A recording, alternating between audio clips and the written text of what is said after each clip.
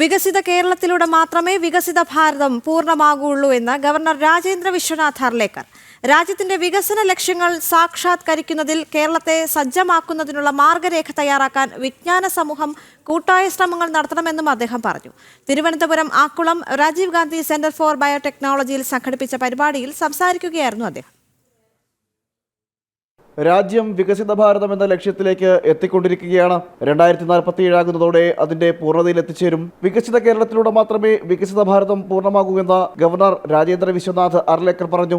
ആക്കുളത്തെ RGCB ക്യാമ്പസിൽ സംഘടിപ്പിച്ച Kerala at 2047 എന്ന പരിപാടിയിൽ മുഖ്യാതിഥിയായി പങ്കെടുത്ത് സംസാരിക്കുകയായിരുന്നു ഗവർണർ.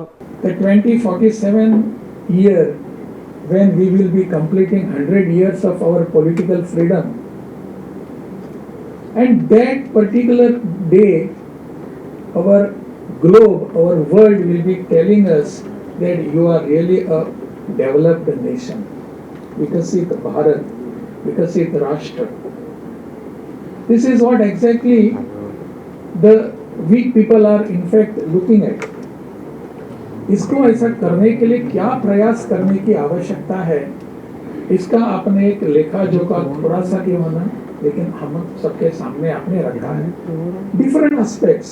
സാമ്പത്തിക വ്യവസ്ഥയിൽ മാത്രമല്ല രാജ്യം വികസിക്കേണ്ടത്, വിജ്ഞാന സമ്പദ് വ്യവസ്ഥയിലും പരമ്പരാഗത മൂല്യങ്ങളിലും ഊന്നിക്കൊണ്ടുള്ള വികസനം സാധ്യമാകണം. രാജ്യത്തിന്റെ മുന്നേറ്റത്തിൽ പൗരന്മാർക്ക് പ്രധാന പങ്കുണ്ട്.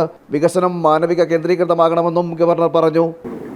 We are going in that way and ultimately it comes to economy. लेकिन हमारी परंपरा के अनुसार जो भी अपनी भारत की देन है यहाँ इस विश्व के लिए, and that is in every field. इसी फील्ड में भारत ने कुछ दिया है ऐसा नहीं है. क्या हम भारत की नॉलेज सिस्टम को अपनी विज्ञान से जोड़कर सब विश्व के सामने रखने के लिए तैयार हैं?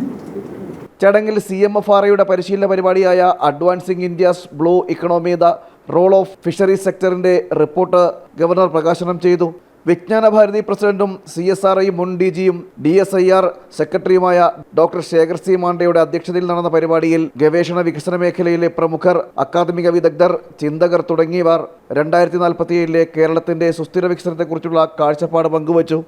ജനം, തിരുവനന്തപുരം.